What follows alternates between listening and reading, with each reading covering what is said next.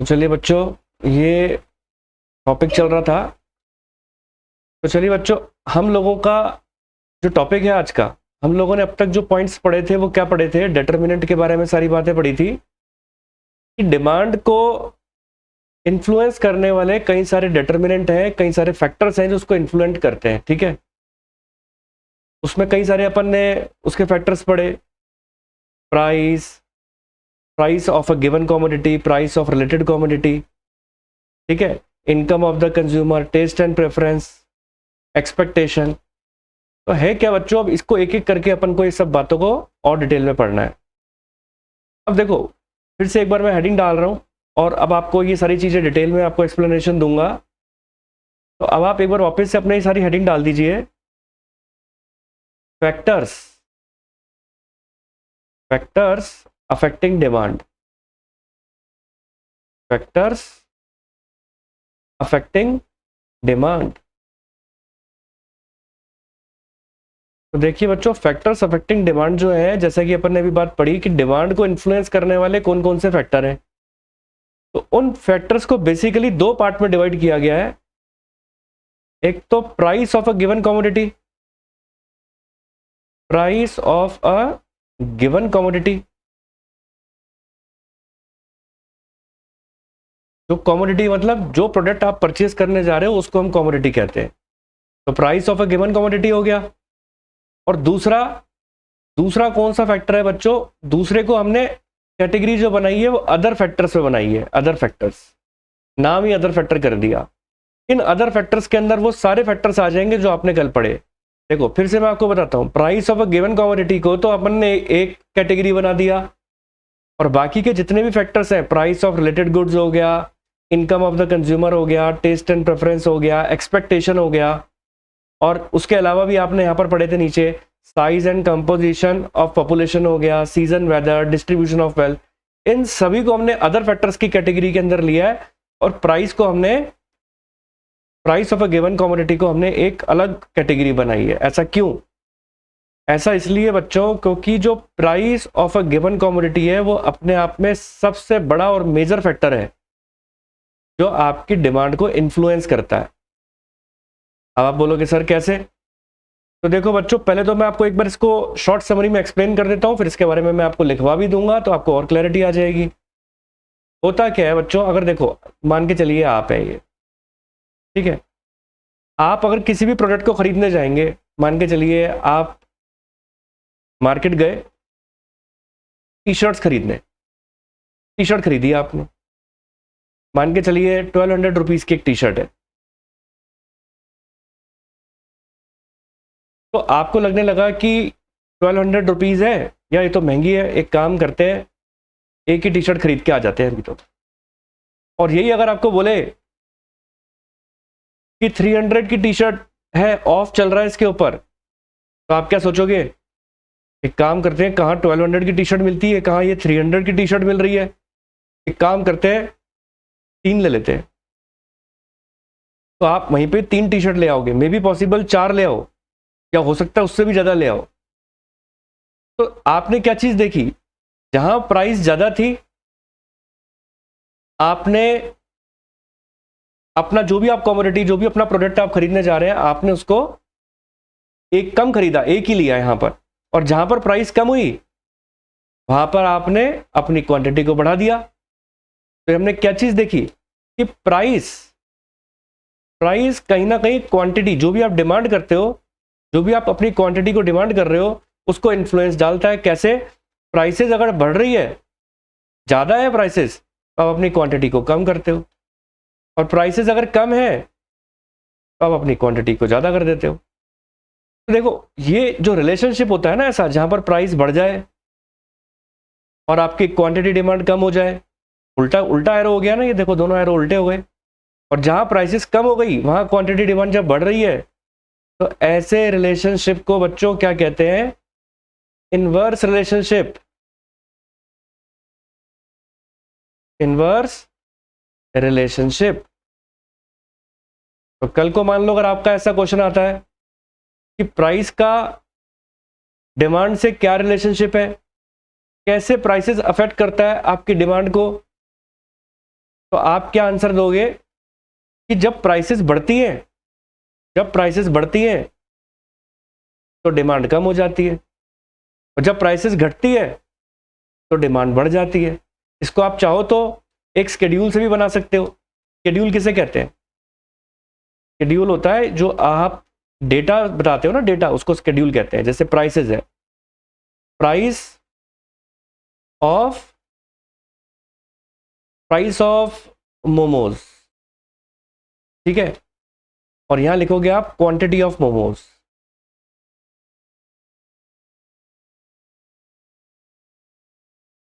देखो 25 रुपए का एक मोमोज, तो आपने 5 खरीदे। 20 रुपए का हो गया, 20 रुपए का मोमोज हो गया तो आपने 10 खरीद लिए। 15 रुपए का हो गया तो आपने 15 खरीद लिए, ठीक है। 10 रुपए का हो गया तो आपने 20 खरीद लिए। 5 रुपए का हो गया तो आपने 25 खरीद लिए। कैसे देख रहे हो आप कि यहां पर प्राइसेस देख रहे हो कम होती जा रही है, यहां पर प्राइसेस आपकी कम होती जा रही है, तो आप मोमोज की क्वांटिटी को क्या कर रहे हो, बढ़ाते जा रहे हो।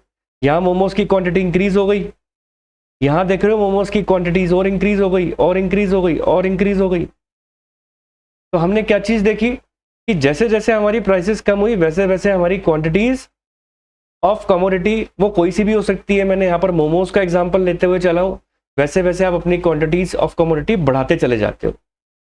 तो ये रिलेशनशिप होता है हमारा प्राइस का और क्वांटिटी डिमांड का, जिसको मैंने शेड्यूल से ये बात बताई। अब इसी चीज को बच्चों आप डायग्राम में भी एक्सप्लेन कर सकते हो। अब आप बोलोगे सर डायग्राम में कैसे? अब मान के चलो इसी चीज का अगर आपको डायग्राम बनाना होता तो आप कैसे बनाते? देखो डायग्राम के अंदर अगर आपको एक्सप्लेन करना होता है तो हम कैसे एक्सप्लेन करते हैं। मान के चलिए ये है आपकी वाई एक्सिस, ये है एक्स एक्सिस। जब भी आप डायग्राम में एक्सप्लेन करते हो हमेशा इसको वाई और इसको एक्स एक्सिस माना करो, और ये है आपका ओरिजिन जिसको हम 0 मानते हैं। नीचे बच्चों हमेशा हम क्या लेते हैं, एक्स एक्सिस पर क्वांटिटी, और वाई एक्सिस पर बच्चों हमेशा हम क्या लेते हैं, प्राइस। और क्वांटिटी किसकी है? अब आप इसी शेड्यूल को लेते हुए अपन बना लें तो यहां लिखो 0, 5, 10, 15, 20 और 25। अब बच्चा पूछता है सर एक बात बताओ। मैंने कहा क्या? कि सर ये मेजरमेंट करके लेने हैं। मैंने कहा नहीं बच्चों, मेजरमेंट करके नहीं लेना, ये तो केवल हमको यूं ही बस एक रफली डायग्राम बनाना है प्रेजेंटेशन करने के लिए। 5, 10, 15, 20 एंड 25।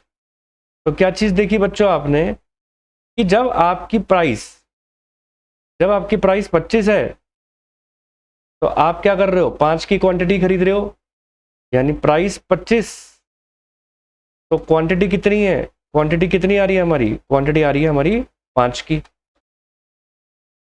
फिर देखो प्राइस कितनी हो गई 20, तो क्वांटिटी कितनी हो गई 10, प्राइस हो गई 20 तो क्वांटिटी कितनी हो गई 10। फिर प्राइस हो रही है 15, कम हो रही है प्राइस, फिर क्वांटिटी और बढ़ गई। 15 की प्राइस होने पर क्वांटिटी देखो और बढ़ गई, 10 से 15 हो गई। और आगे चले तो देख रहे हो आप प्राइस 10 है तो क्वांटिटी कितनी हो गई 20। 10 की प्राइस पर क्वांटिटी हो गई 20। और आगे चले 5 की प्राइस है तो क्वांटिटी 25 हो गई। 5 की प्राइस पर क्वांटिटी हमारी 25 हो गई। तो क्या देखा बच्चों आपने, ये देखा कि इन सारे पॉइंट्स को अगर आप जोड़ दो, ये देखो अगर आप जोड़ दो तो कैसे जा रहा है हमारा कर्व, आप ये देखो ऐसे जा रहा है,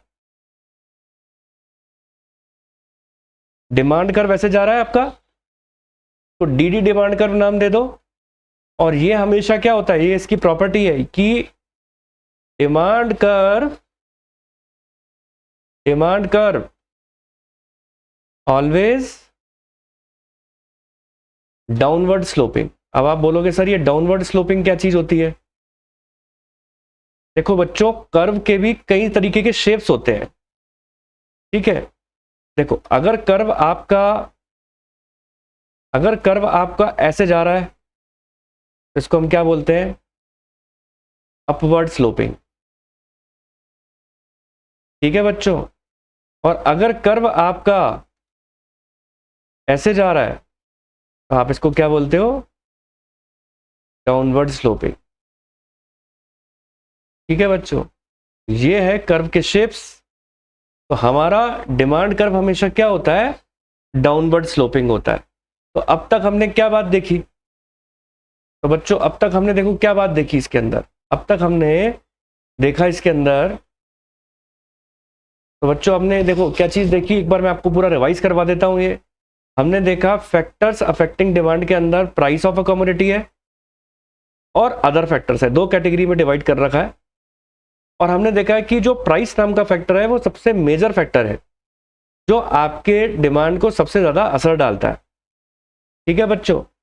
अब आती है बात यहां पर कि अगर हम बात करते हैं यहां पर कि प्राइस की, तो प्राइस का डिमांड से, जो आपकी क्वांटिटी डिमांड करोगे उससे रिलेशन क्या है, प्राइसेस बढ़ेगी डिमांड घटेगी, और प्राइसेस घटेगी तो डिमांड बढ़ जाएगी। तो प्राइसेस के बढ़ने से अगर डिमांड घट रही है तो ये इनवर्स रिलेशनशिप कहलाता है, और प्राइसेस के घटने से अगर डिमांड बढ़ रही है, ये इनवर्स रिलेशनशिप की पहचान है।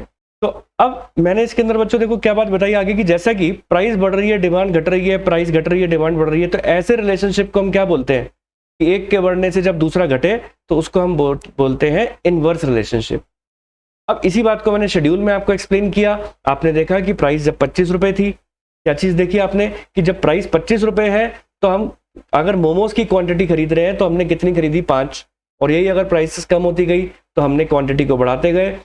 25 से 20 की प्राइस हुई तो आपने 10 कर दिया, फिर 20 से 15 हुई तो आपने और बढ़ा दिया, 10 से 15 कर दिया, फिर 15 से और कम हो गई अगर प्राइस मोमोज की तो आपने क्या काम कर दिया, उसको 15 की क्वांटिटी से 20 कर दिया।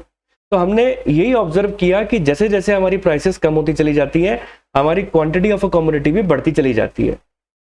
डिमांड कर्व भी आपका जो आप, ये तो था शेड्यूल, अगर आप इसको कर्व के थ्रू दिखाते हो, डायग्राम के थ्रू दिखाते हो, तो उसका शेड्यूल भी आपका ऐसे ही जाएगा, नेगेटिवली स्लोप जाएगा।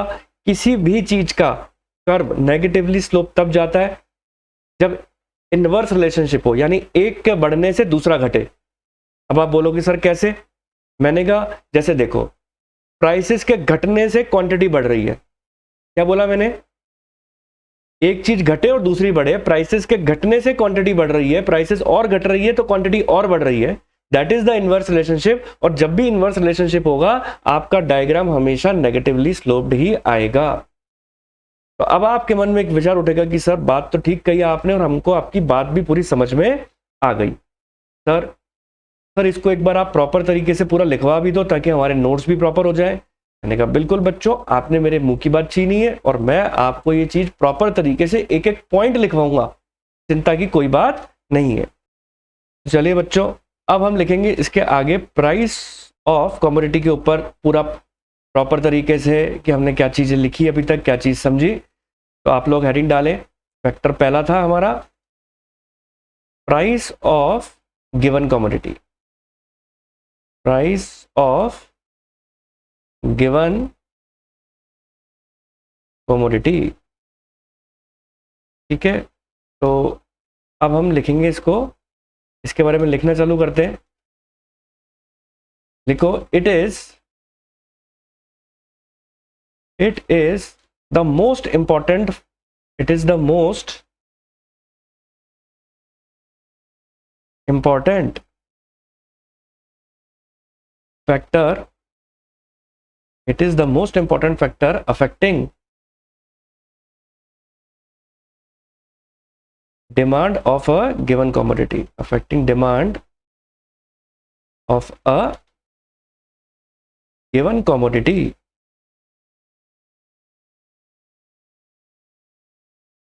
ठीक है जी। there exists an inverse relationship, inverse relationship किसे कहते हैं मैं समझा चुका हूं, there exist an inverse relationship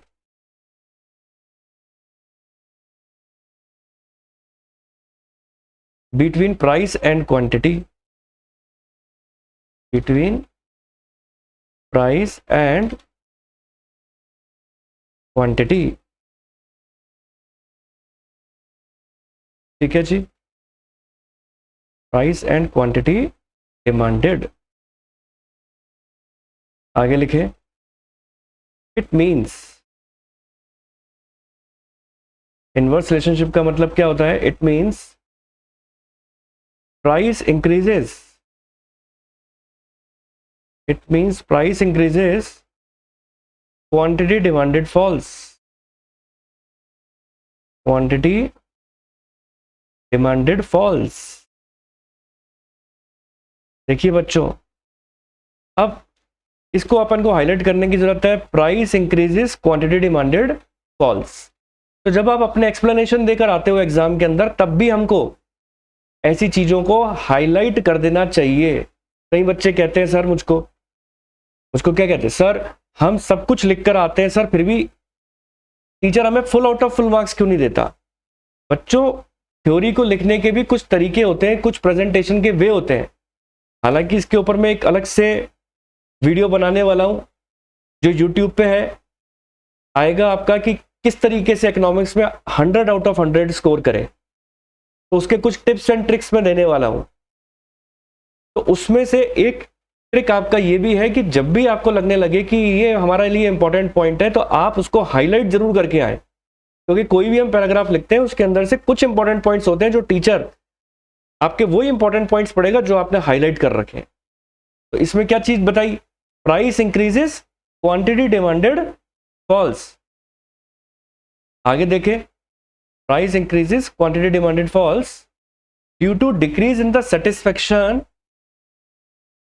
due to decrease in satisfaction, due to decrease in satisfaction level of consumer।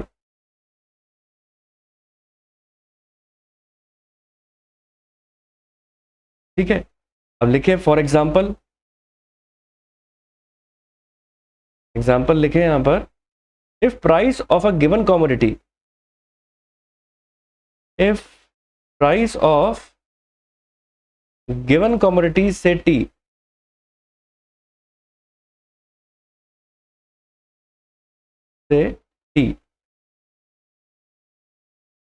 increases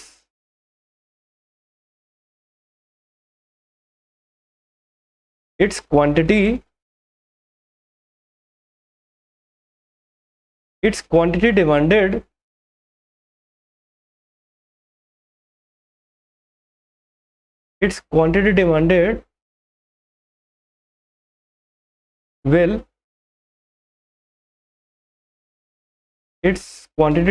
will fall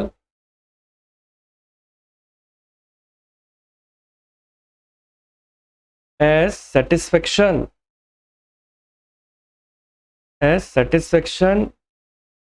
derived from T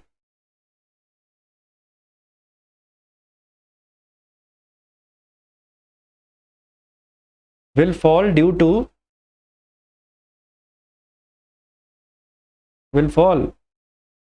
to rise in its price। तो चलिए बच्चों, इस बात का मीनिंग आपको समझाता हूं कि मैंने इसके अंदर क्या बात बोली। अब आप बोलेंगे सर सारी बात तो समझ में आ गई, ये बात समझ में नहीं आई कि जो आपने आखिर में बात लिखवाई है, it means prices increases, quantity demanded falls due to decrease in the satisfaction level of consumer. तो देखो बच्चों, क्या चीज लिखी हुई है। एक बच्चे ने मेरे से सवाल पूछा, सर आपने ये बात बताई कि जैसे ये क्वांटिटी है, जैसे मान के चलिए आप जूस का ग्लास पीने गए, अब एक ग्लास आता है मान के चलिए 30 रुपीज का, ठीक है, क्वांटिटी जूस, और ये प्राइस है। तो एक ग्लास आया 30 रुपीज का, आपने एक ग्लास पी लिया। अब ऑब्वियस सी बात है, ये ग्लास अगर 35 रुपीज का होता है ना, और आपको बहुत ज्यादा प्यास लग रही है और बहुत ज्यादा अगर आपको गर्मी का समय है और आपको अगर जूस पीने की इच्छा है, तो ये 35 का होता तो भी आप खर्च कर देते, ये 40 का होता तो भी खर्च कर देते। हालांकि 30 का भी कम नहीं है, ज्यादा ही है। 30 का ग्लास था, जूस का ग्लास था, और आपने पी लिया। अब जूस का ग्लास पी के आपको कुछ हद तक जूस पी के अपने जो इतनी ज्यादा आपको प्रबल इच्छा हो रही थी, जो तृप्ति हुई थोड़ी कि हाँ जी थोड़ा प्यास तो बुझ गई। अब क्योंकि ग्लास 30 रुपीज का है, तो आप क्या सोचोगे, रहने दो यार और नहीं पीना, अब तो घर जाके पानी पियेंगे तसल्ली से। आप रास्ते में जा रहे थे तो आपको बहुत प्यास लगी, जूस का मन किया, 30 का ग्लास था, पी लिया। अब यही हुआ क्या कि अगर यही अगर जूस का ग्लास मान के चलिए 30 की जगह मैं बोलता हूं, अगर मान लो यही जूस का ग्लास अगर 15 रुपीज का होता, तो पक्की बात है आप 2 ग्लास पी लेते, क्योंकि प्यास तो आपको इतनी लगी है। और यही ग्लास अगर 5 रुपए का होता, तो कम से कम 3 से 4 ग्लास तो आप पी लेते। तो आपने क्या चीज देखी, आपने जब पहला ग्लास पिया, जब आपने पहला ग्लास पिया तो आपका सेटिस्फेक्शन लेवल कुछ हद तक डाउन हुआ था। पहले जब आपको बहुत ज्यादा प्यास लग रही थी तो आपको बिल्कुल सेटिस्फेक्शन नहीं मिल रहा, आपको मतलब इतनी ज्यादा इच्छा कर रही थी कि आपको लग रहा था चाहे 30 की जगह 35 का भी होगा तो भी मैं पी लूंगी तो उसको। लेकिन जैसे ही अगर वो ग्लास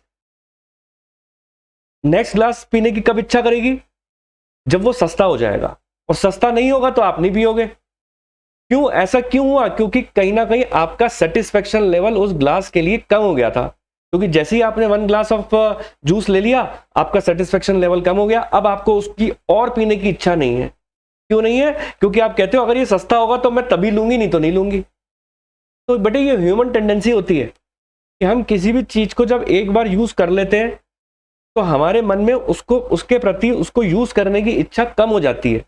नेक्स्ट टाइम हम उसको और एक्स्ट्रा यूज तब करते हैं जब वो सस्ता हो जाए, नहीं तो नहीं करते। पर एक एग्जांपल और दो। मैंने कहा मान के चलो पापा ने आपको रिस्ट वॉच दिलाई, रिस्ट वॉच, अब रिस्ट वॉच दिलाई ब्लैक कलर की, ठीक है। वो कौन सी रिस्ट वॉच आती है? एम आई बैंड दिला दिया, ठीक है। वो एम आई बैंड जो आपको दिलाया है ब्लैक कलर का दिलाया। अब एम आई बैंड आया 5000 का, तो अब आप क्या काम करोगे? पापा को बोलोगे पापा ये 5000 का आ गया, मैं हर ड्रेस के साथ इसको पहन लूंगा या पहन लूंगी, जो भी आपको लगता है कि हाँ हम इस ड्रेस के साथ इसको पहन लेंगे, सब सारे ड्रेस के साथ चल जाएगा। लेकिन अगर वही एम आई बैंड 50 रुपीज के आने लगे तो आपको लगेगा यार मेरे घर में जितनी भी ड्रेस जितने कलर की है ना, मैं उतने कलर के एम आई बैंड खरीद लूंगा। क्यों? क्योंकि इतना सस्ता है। वो सस्ता हुआ तभी तो आपने उसकी क्वांटिटी बढ़ाई। अगर वो सस्ता नहीं होता तो आपने एक ही एम आई बैंड को पहनकर अपने सेटिस्फेक्शन लेवल को कम कर लिया था। आपका सेटिस्फेक्शन लेवल एक एम आई बैंड को पहन करके कम हो चुका है। अब आप एक्स्ट्रा कब करोगे? अब आप एक्स्ट्रा कब खरीदोगे? जब वो सस्ता होगा। अगर वो सस्ता नहीं होगा तो हम उसको खरीदेंगे भी नहीं। तो यही बात बच्चों मैंने यहां पर लिखवाई है। क्या? It is most important factors affecting the demand of a given commodity, there exist an inverse relationship between price and quantity demanded. ये सभी बच्चे पढ़ चुके हैं कि इनवर्स रिलेशनशिप होता है प्राइस और क्वांटिटी डिमांड में। इट मींस यहां से मतलब क्या है? प्राइसेस बढ़ती है, क्वांटिटी डिमांडेड जब फॉल्स होती है, ठीक है। प्राइसेस बढ़ेगी तो क्वांटिटी कम होगी। प्राइसेस अगर बढ़ रही है तो क्वांटिटी कम होती है। क्यों? Due to decrease in the satisfaction level of the consumer. क्योंकि कंज्यूमर क्या काम करता है? सेटिस्फेक्शन लेवल ले चुका है एक क्वांटिटी को यूज करके।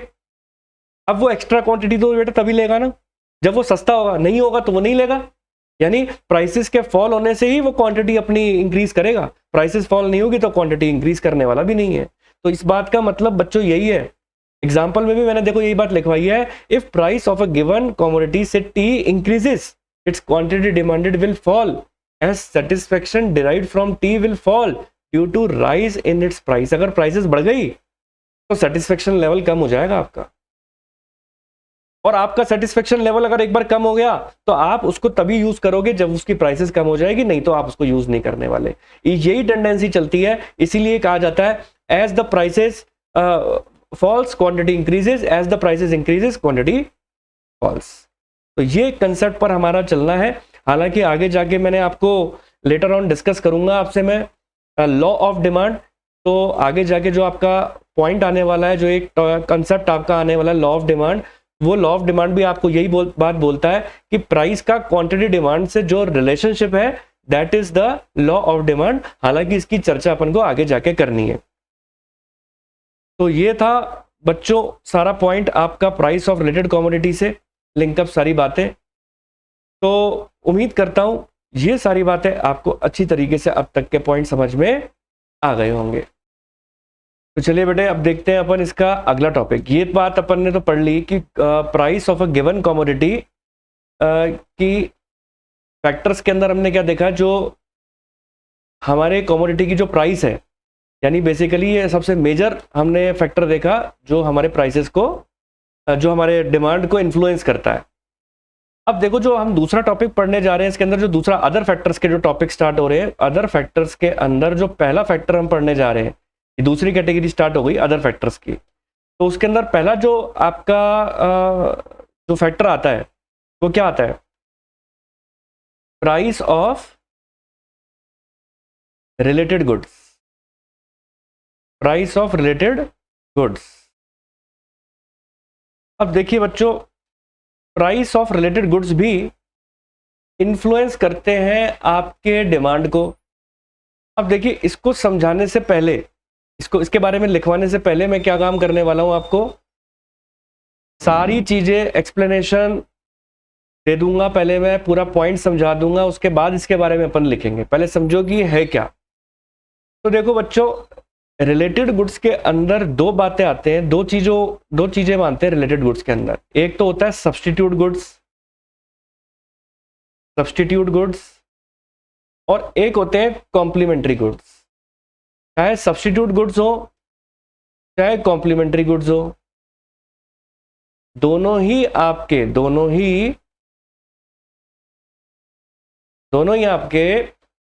इन्फ्लुएंस करते हैं आपकी डिमांड को। कैसे करते हैं, तो सबसे पहले इसको आगे प्रोसीड करने से पहले अपन ये बात समझेंगे कि सब्स्टिट्यूट गुड्स कहते किसे और कॉम्प्लीमेंट्री गुड्स किसे कहते हैं। तो बच्चों जब ये बात समझ में आ जाए कि सब्स्टिट्यूट गुड्स किसे कहते हैं और कॉम्प्लीमेंट्री गुड्स किसे कहते हैं, फिर आपको समझने में और आसानी हो जाएगी कि सब्स्टिट्यूट गुड्स क्या है और कॉम्प्लीमेंट्री गुड्स क्या है। तो बच्चों देखो, सब्स्टिट्यूट गुड्स वो गुड्स होते हैं जो एक के अगेंस्ट में हम दूसरे यूज कर सकते हैं। जैसे फॉर एग्जाम्पल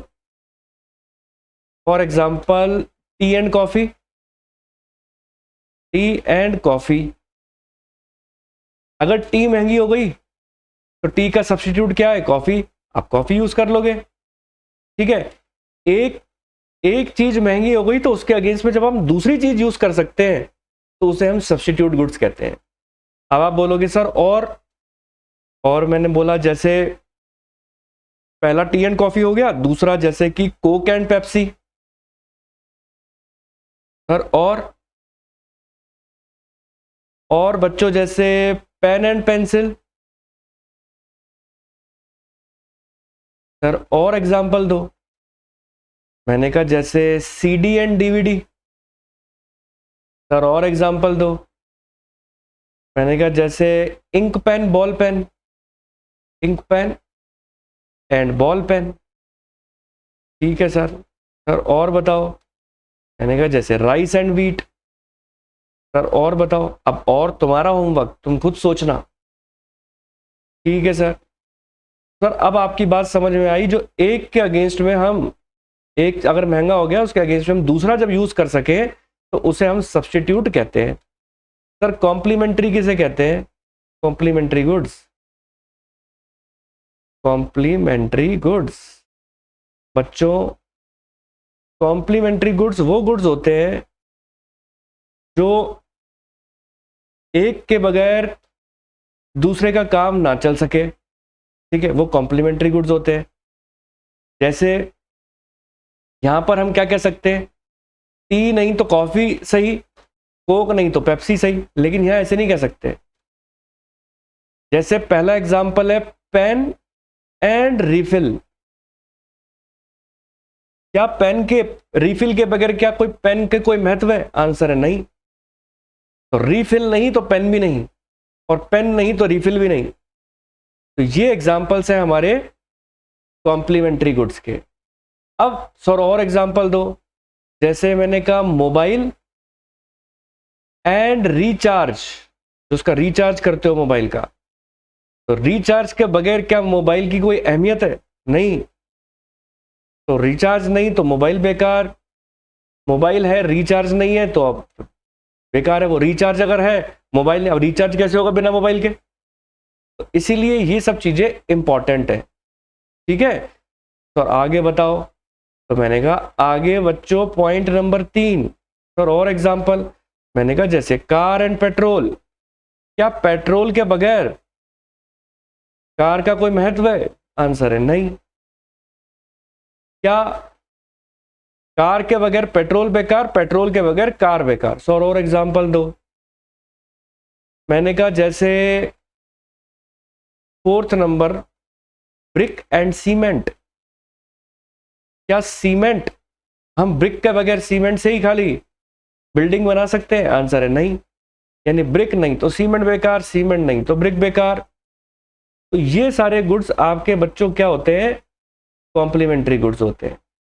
तो सर, मैंने कहा बोलो सर, लेकिन ये कॉम्प्लीमेंट्री गुड्स हमारे किस तरीके से असर डालते हैं हमारी डिमांड को? मैंने कहा देखो बच्चों, अब बात समझो आप। हम बढ़ते हैं अपने अगले पेज पे और आपको समझाता हूं पूरी बात। सबसे पहले लेते हैं अपन सब्स्टिट्यूट गुड्स। सब्स्टिट्यूट गुड्स, तो मान के चलिए बच्चों ये है टी। अब बच्चों मान के चलिए टी की प्राइसेस अगर बढ़ती जा रही हैं, बढ़ती जा रही हैं, बढ़ती जा रही है, तो क्या कॉफी की डिमांड बढ़ जाएगी? तो क्या कॉफी की क्वांटिटी डिमांड बढ़ जाएगी? अगर टी की प्राइसेस बढ़ती जा रही है तो क्या कॉफी की क्वांटिटी डिमांड बढ़ जाएगी? हाँ। अगर टी महंगी हो रही है तो लोग कॉफी ज्यादा खरीदेंगे, और टी मान के चलो बच्चों सस्ती हो रही है तो क्या लोग कॉफी पिएंगे? आंसर है नहीं। क्यों? क्योंकि लोग कॉफी के ऊपर तभी स्विच होते हैं जब टी महंगी हो जाती है, क्योंकि जिनको टी पीने का शौक है तो वो तो टी पिएंगे। कॉफी तो वो तब पीते जब लगता है यार टी अफोर्ड नहीं कर सकते। तो देख रहे हैं बच्चा आप कि यहां पर जो रिलेशनशिप हमको दिखाई दे रहा है वो कैसा दिखाई दे रहा है? एक जैसे एरो जा रहा है, टी की प्राइसेस बढ़ी तो कॉफी की भी बढ़ी, टी की प्राइसेस कम हो गई तो बच्चों कॉफी की भी कम हो गई। तो जब ऐसा रिलेशनशिप सामने आए, जब ऐसा रिलेशनशिप बच्चों सामने आता है, तो ऐसे रिलेशनशिप को हम क्या बोलते हैं? ऐसे रिलेशनशिप को हम बोलते हैं positive relationship. Positive relationship.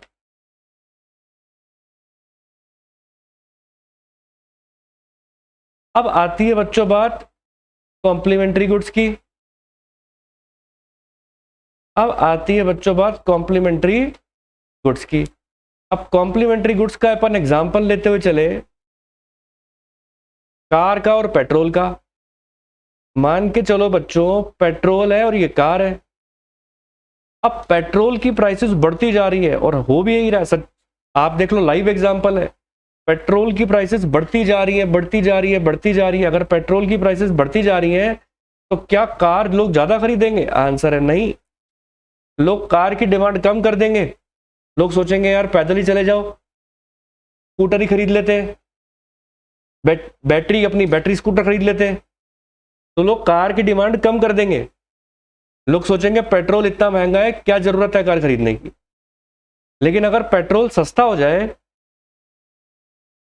Petrol की प्राइसेस अगर बच्चों कम हो जाएगी तो कार की क्वांटिटी डिमांड बढ़ जाएगी कि नहीं बढ़ जाएगी? हाँ सर, फिर तो सब लोग कार खरीदना चालू कर देंगे क्योंकि पेट्रोल इतना सस्ता है। खूब सारी गाड़ी, एक एक बंदा 2-2 कारें रख रहा है। तो अब आप देख पा रहे हैं तो बच्चों आप देख पा रहे हो, देखो यहां पर भी हमने क्या चीज देखी, या हमने बच्चों देखो यही बात देखी कि पेट्रोल की प्राइसेस बढ़ने से क्वांटिटी, कार की क्वांटिटी कम हो रही है। ठीक है, कार की क्वांटिटी डिमांड कम हो रही है और प्राइसेस देखो कम होने से इसकी बढ़ रही है। तो ऐसी स्थिति के अंदर, ऐसे रिलेशनशिप को हम क्या बोलते हैं? इनवर्स रिलेशनशिप, क्योंकि उल्टे एरो जा रहे हैं। इनवर्स रिलेशन, इनवर्स रिलेशनशिप है। तो क्या देखा आपने, क्या ऑब्जर्व किया? हमने ये ऑब्जर्व किया कि प्राइस ऑफ रिलेटेड गुड्स के अंदर भी, चाहे फिर वो सब्स्टिट्यूट गुड्स हो, चाहे फिर वो कॉम्प्लीमेंट्री गुड्स हो, आपके डिमांड को इन्फ्लुएंस करते हैं कहीं ना कहीं। तो अब आपका मन कहेगा सर इसके बारे में पूरी बात लिखवा दो, तो अब हम लिखेंगे इसके बारे में पूरी बात। तो उम्मीद करता हूं यहां तक की बात आपको अच्छी तरीके से समझ में आई होगी।